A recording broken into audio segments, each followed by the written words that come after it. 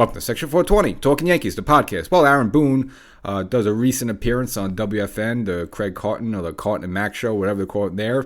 Had some interesting things to say about, a couple of Yankee topics such as Volpe and some injured Yankees coming back, and just some sort of perspective. Also, just the whole idea that he's kind of just a yes man and Cashman controls every move he makes and stuff like that, and like he's just kind of a puppet there. So I found the interview interesting. If you didn't happen to catch it, I went through it. It was actually kind of lengthy there. It was about 44 minutes. So again, in case you missed, I'll kind of go through some of the things I found a little eye raising a little bit, or just that was interesting. So before we get started, make sure you subscribe to this podcast, Section 420 Talkin Yankees, the podcast, wherever you get your favorite podcast. And there's also the YouTube version of the show. Go to YouTube, search for Section 420 Talkin Yankees, and subscribe to the channel. So seemingly Boone, who was somewhat quiet, I think he had also another appearance with Brandon Tierney and Sal Licata. They had some sort of event where Boone came by. But other than that, we haven't really heard too much of Boone, other than the press conference at the end of the season with him and Cashman there. Again, nothing, that was kind of dull there. So other than that, it's been kind of quiet there. So came to the WFAN studios, and this was right before he was about to head down to Florida for spring training. But of course, right out of the gate, Carton came right at him, just asking the whole thing: is it true that Cashman makes all the moves and all that stuff, and is Boone just some sort of just yes man dummy type person there? And Boone, even though he's kind of mentioned this before, he put that to bed right away. Said no, in fact, he does not. Cashman does not make the baseball moves, nor is he contacted in any way during the game to that. And even went a little bit further to say Cashman's really not like an X and O's type of guy in terms of game strategy. So he's not exactly we should take this, bring this guy to the pen of this, and we should pinch this guy for this guy. Boone kind of said that Cashman's not that type of person, which I found kind of interesting. I figured Cashman would be very, very analytical in that way, but Boone said not. And I also found what Boone said interesting, that usually when he goes home, he doesn't really watch plays, let's say in a losing game or a big, but he's more concerned about the players, actually their post-game comments, what they say. Which again, I would think you would want to watch a replay of the actual plays and discussion there. He doesn't really dwell on that. He's actually just wants us to get a feel of how the players, just speaking to the reporter, how they answer the question. He's actually more concerned on that end. So, I thought that was kind of a little interesting little nugget there as well. And of course, the question came up regarding Volpe. Boone admitted that yes, it's going to be Volpe's job when he's healthy to return, but if he doesn't play well, he did put it out there that possibly could maybe get sent somewhere else. He said he will be a player in this league. Kind of said that a little bit with Dominguez as well, but kind of you'd want to say him like, he didn't say like a player on our team, but he said he's going to be a good shortstop in this league. So kind of put it out there that, there could be a scenario that, again, if he comes back and doesn't perform well, maybe get shipped out somewhere or traded, or he will be good but somewhere else. And also mentioned that, players don't have a linear journey. Some of them just go off course a little bit. Not exactly a stunning endorsement of a guy that's going to be around here for a long time there. So I did find that a little eye-raising. Also was asked about Dominguez as well, and he feels in his eyes that Dominguez has answered the bell. Even though, maybe some fans have been a little disappointed with 2025. I thought it was okay. I would have liked to see some more home runs. This is supposed to be a home run type of guy.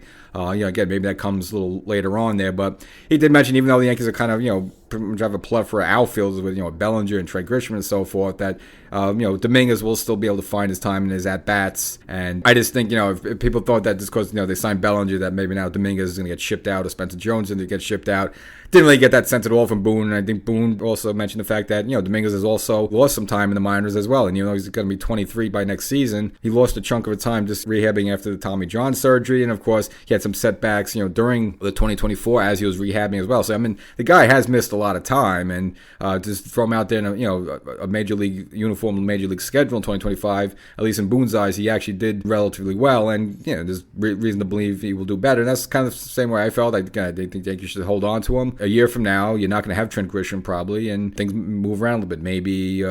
Maybe Dominguez is your center fielder of the future, or maybe, Bellinger is your center fielder in the future. You put Dominguez back and left, and hope he works on the craft a little bit more there. And as for the players themselves, Boone's actually, a lot of the guys have been actually down in Tampa for weeks already, mainly Judge, who seems like has an off-season house down there and gets his workouts in. And overall, just mentioned that, the rehab is going pretty well with Volpe, as well as Rendon. Also just mentioned with Cole that in terms of his timetable, didn't want to give a timetable, but he said we're not going to rush him back, and he's not going to rush himself back. So it kind of makes me feel that it's going to be, you could still maybe looking at the middle part of the season, and maybe we as Yankee fans have probably been expecting a little bit sooner than that. Obviously, we know it wasn't going to be opening day, But again, this the way the Boone sounded, like we're not going to rush him back in any way. That if I just had to project something, you're looking at a little bit more, maybe more like a June timetable. The Yankees usually have their little doldrums in June and July, so maybe if Cole coming at that time, it gives them a good shot in the arm, what you need. And he addressed also the summer swoons that they have been having a couple of years, and he just kind of mentions it's the schedule. It happens in the summertime, but it's just the way it shakes out. Just you have stretches where you play bad, and just for the Yankees, whether it was because of the schedule, they were playing, the circumstances, just happened to be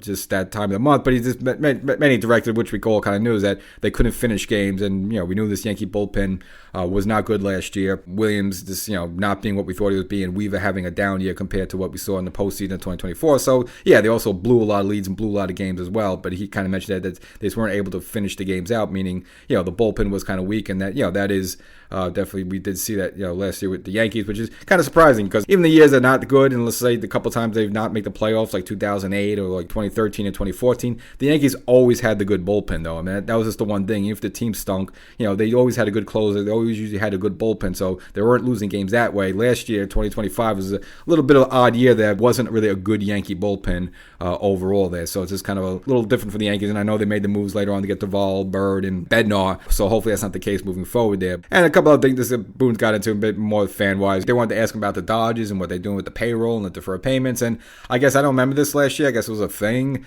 I guess Boone made some comments about it last year, and the commissioner, Rob Manfred, didn't like it, and he basically contacted Boone about it. Can't remember exactly what he said, but this time Boone took the high ground. Didn't want to make any comment on it, but they were kind of joking around a little bit. I think Carton and Matt kind of said how the Pirates draft well. Obviously, I was thinking about Skeens, but Boone was kind of like, they draft well, almost like, well, no, they don't. I mean, the team stinks every year, so.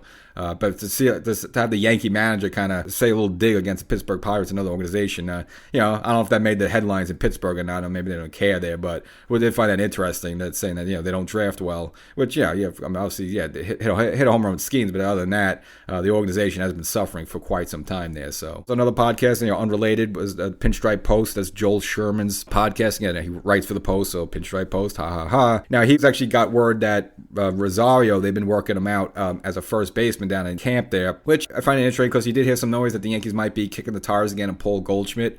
Right now, he's not signed up by anybody, and seemingly no one's going after him. I don't know if the Yankees want to go down that road again. For the $12 million, what he did last year, it was all right. Got off to a really good start. Kind of wore down a little bit. Had a couple, I think his right knee was bothering at several points. I don't even think he had to go to the IL. It didn't get to that drastic. But other than that, really the second half, I mean, it was really a nothing. I mean, it was numbers against left-handed pitching. Obviously that's why you would have him there, and maybe some late inning defense because Ben Rice is still not, he's not exactly Don Mattingly there. So yeah, Paul Goldschmidt would serve a purpose, but I think you've already been down that road. And if you're working out Rosario, I know everyone says, oh, just put him at first base. I know it's not easy. I don't know why you bring Paul Goldschmidt to do the very same thing, and you pay Rosario what, like he made like $2 or $3 million. I mean, he's making like not that much money. Versus you have to pay Goldschmidt what, like maybe $10 million. Just to do the same thing. And other than that, he doesn't really give you much. He doesn't give you any speed. He's just going to be maybe start games against left-handers and maybe come in for some late inning defense. That's about it. But if you got Rosario kind of doing the same thing more or less, let him take some grounders at first and, take it from there. And, if you desperately need somebody by the trade deadline, I'm sure you could get an established first baseman somewhere around the trade deadline. So even though there is some noise with Goldschmidt, 1 year was fine with him. I don't think there was anything great where you would, think about bringing him back. And plus with Ben Rice, don't baby him too much. I mean, I would like to see him maybe get some more bats against left-handed pitching. He's got to get experience, so you can't just platoon him there just because a left-hander starts. I mean, if he has his ugly numbers against somebody, okay, then it's obvious. But other than that, he's a young guy. Let him take his lumps. Let him figure it out, and maybe it turns out to be effective against left-handed. Maybe becomes like a Cody Bellinger type who could hit lefties and righties. So I would like to give the majority of time to Ben Rice. Let him play as much as possible. Get him in that lineup as much as possible. Obviously, the exit velo off his bat. I mean, he crushes balls, so maybe he gets towards 30 home runs. Who knows?